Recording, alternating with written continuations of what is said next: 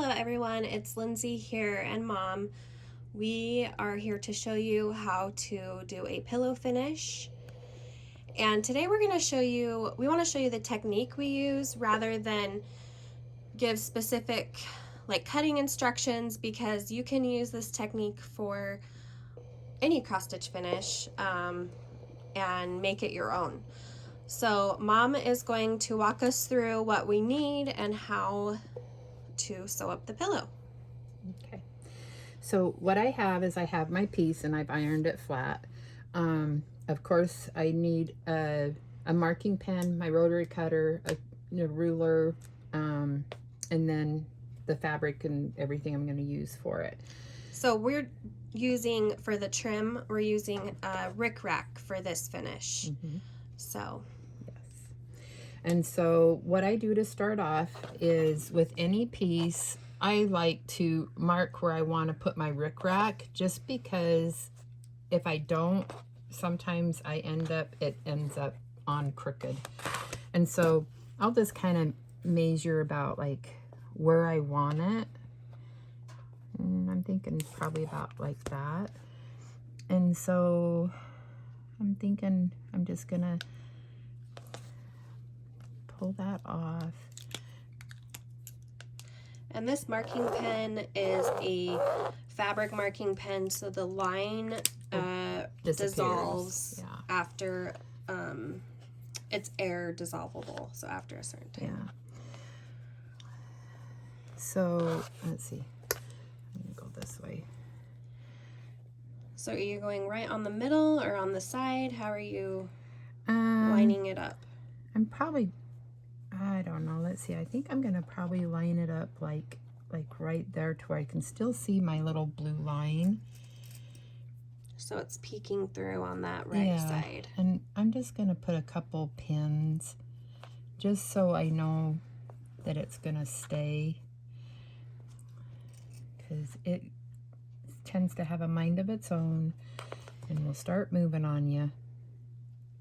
And I personal experience when sewing on rickrack, you don't want to like stretch it on, because then your piece is going to look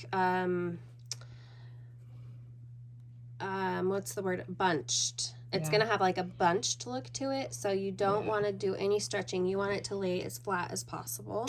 Yeah, I'm just going to cut this little piece off. Okay, so now, then, let's see. I'm going to sew this on first.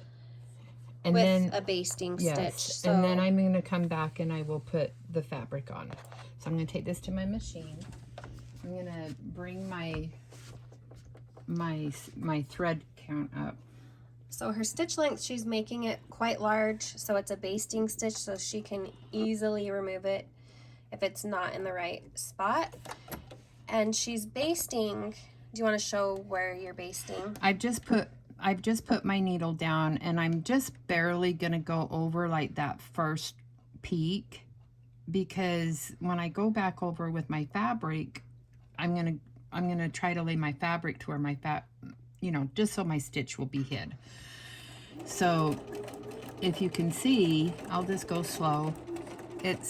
I can kind of see my purple line, and I'm just kind of sticking with that little purple line there. And don't stretch it in or anything. Just have it lay as flat as possible. Yeah. And my motto is go slow, we're not in a hurry.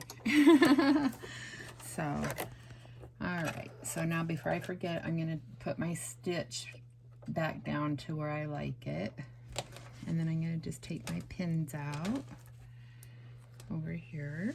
And now I'm just going to go over, and let's see, I want my fabric to be up on top like that. So fabric is going to be right sides together.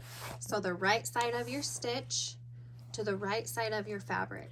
So if you see, when we pull this down, it's going to iron down and you'll see your rickrack.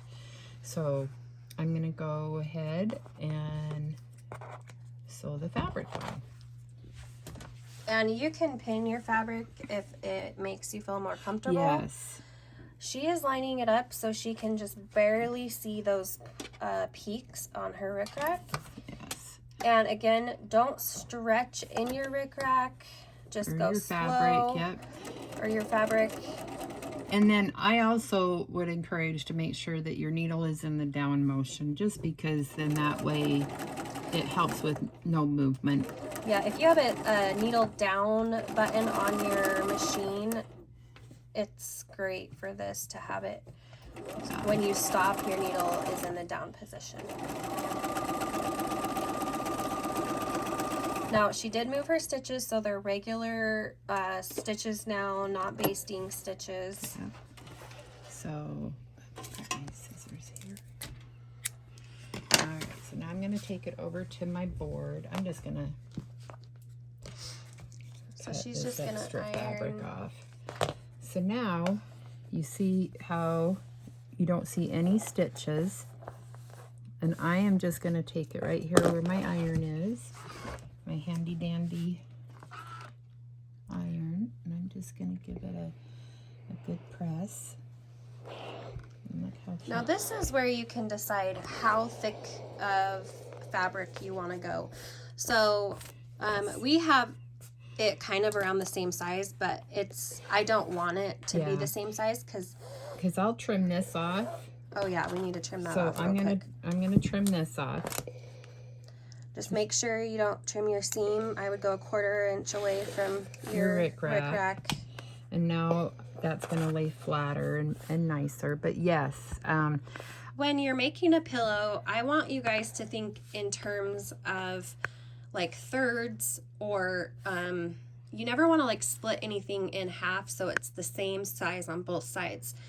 And so for this, I'm going to have her do probably about around that area, Mom, don't you think? So I'm going to cut it down. What do you think? But you also need to leave room for your seam allowance. Yeah. So that's like 2.5 inches, and if I do a seam allowance of... Yeah, I think that looks good, Mom. Does that look all right? Mm-hmm. Okay. So I'm going to cut that. And now I've got to decide, yes, I need to decide where... Her sides. My sides. And that's where... This is my backing. And I want my... Well, so let's see the sides. Let's trim off 1 inch from the edge of your design. Okay. And this is also a personal preference. So she's going to line up her ruler 1 inch. All the way, or at least on the sides. Mm-hmm.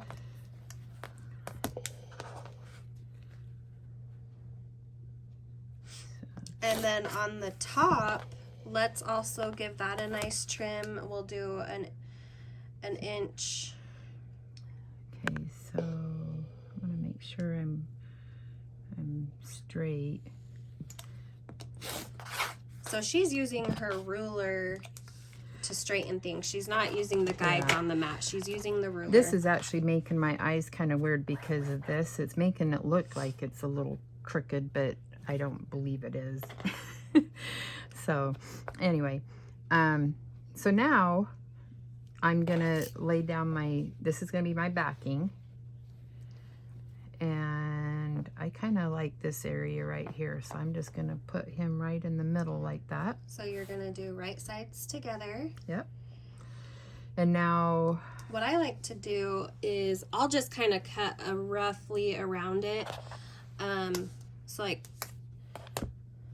and I think Mom does it the same way. Yeah, just so I don't have a bunch of bulk and fabric all over the place. So now you don't have to have exact measurements on your back yet.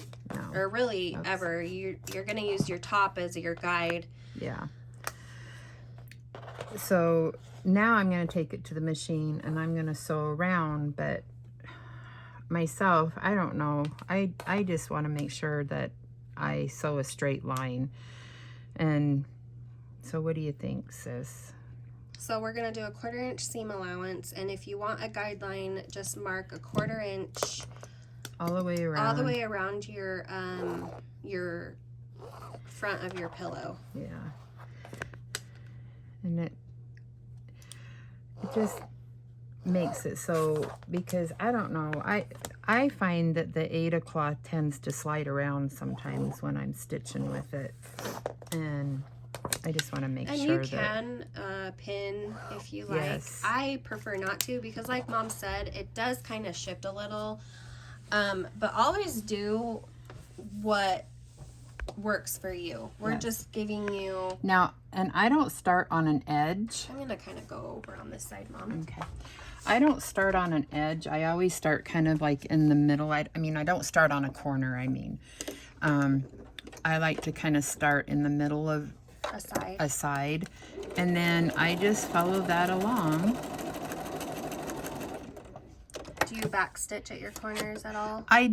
Not at my corners, but like when I get back to my starting point, Okay. when I get to the end, then I'll do a quick little back stitch. Okay. So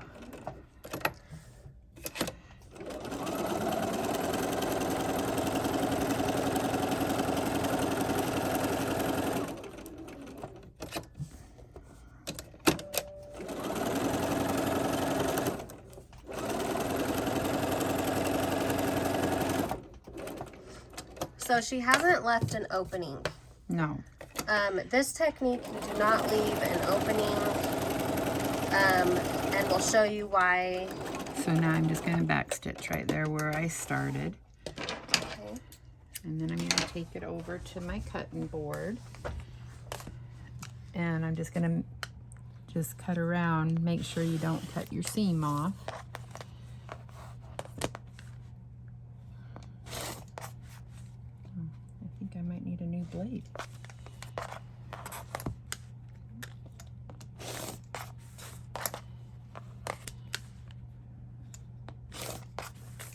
Okay. And sometimes, like, I'll just do a little. She's just trimming the corners. Just don't go into your seam allowance. This kind of reduces bulk in your corners of your pillow. Yeah. So now your pillow, you know, your pillows, here's your front and back.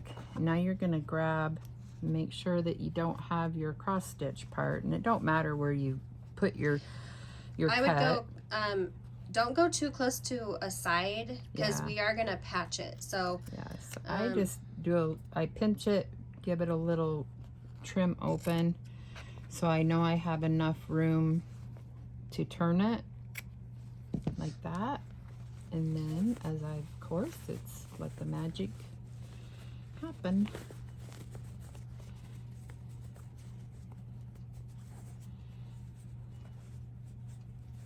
now she's just turning it right side out. And if you have This is this is actually a bone folder. yeah, I've had for years. It just helps get those corners crisper. Okay, so now I'm just going to take it over here, and I like to give it just a little press. So you can see how cute that is. So There's a little thread right there. Alright, so now she just has some stuffing, and you can fill your pillows with whatever you prefer. Some people I've seen do like sawdust, walnut shells. Our preferred method is the stuffing. just some batting or what it And yeah. you just stuff it in there, and you can do it as full or not as full. I think it depends on how I'm feeling, how full I like my pillow. Yeah, because sometimes, like, if I make them too full, then they look like a big ball and they won't set right. Yeah, So, and if you don't, you can also kind of like pull your batting apart, and yes. it can prevent like bulges, and also just make sure you get in your corners. Let's see if I can. And then I like to do that too, is just kind of push it in the corners. Sometimes. Let's see. Let me turn it around. And then it's always good. I do that too, Mom. It's like We kind of, just to like get it to go in evenly. Yeah. Oh, that's so cute. Isn't that cute? All right, so now to patch the back. So in the shop, we are carrying the little wool pieces, and so I think what I'm gonna do is I just take my pinking shears. Pinking shears are a great little investment. Get a nice pair. And we just bought these. I think I just bought them on Amazon. Yeah. I just picked a nice heavy duty. And she's just pinking the edges. She's cutting, making a piece that will cover that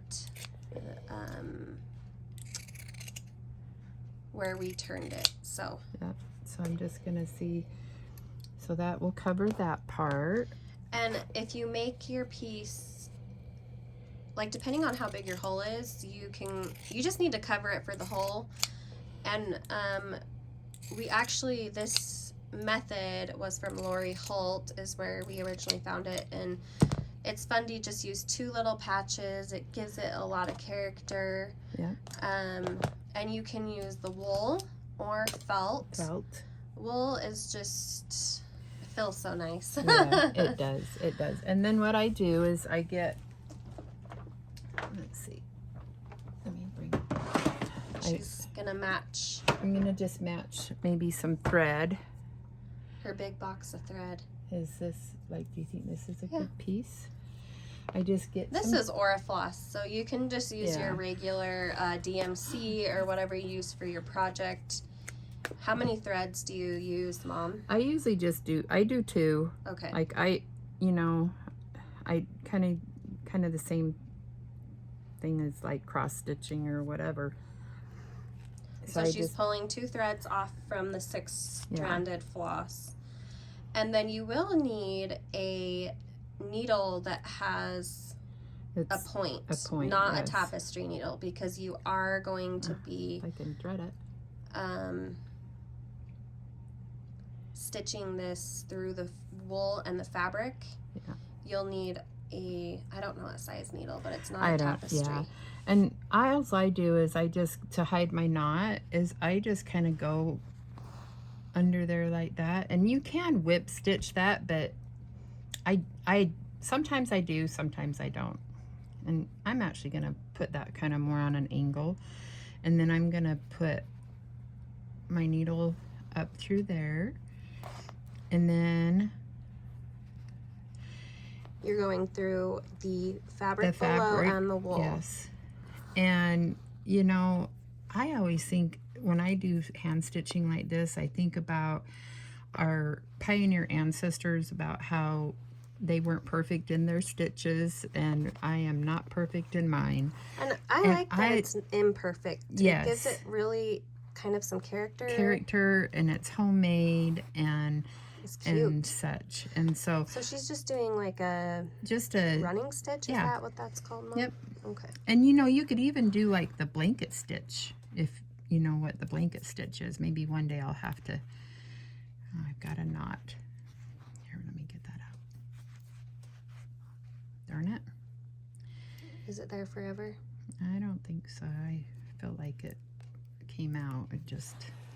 Okay, so once I go all the way around, then I will set this piece on, and I'll do the same thing and go all the way around this part here. Okay. Is how I'll do it. And you can like add a button or so, whatever. So yeah. So that's how that will be, and I'll do that. So then, yeah. So that's that one. And you can, I mean, you could sit there and add a ribbon or a button or anything to even put more embellishments on it, but that's basically how we do one with the rickrack. All right, so we hope you guys enjoyed this technique on finishing a pillow, and we will be posting more fun techniques on cross-stitch finishing, so be sure to like and subscribe so you'll be notified when we do that. We'll chat with you later. Thanks, Bye. guys. Bye.